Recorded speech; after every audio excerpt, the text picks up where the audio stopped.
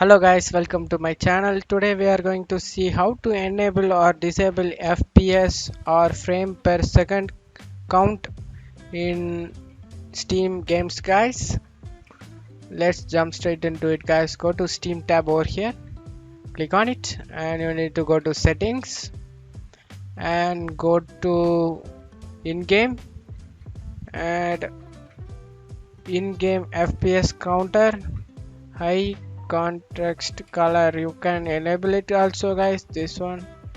And here is top left side corner, you can click on it, or top right side, this is bottom right, bottom left. This will show you FPS counter guys in left side of the four side of the corner of the monitor. That's it guys. You can choose like this. I'm going for top right guys. I will see at the top right most of the time. Click OK. That's it guys. I hope this tutorial definitely helpful guys. Thanks for watching my video.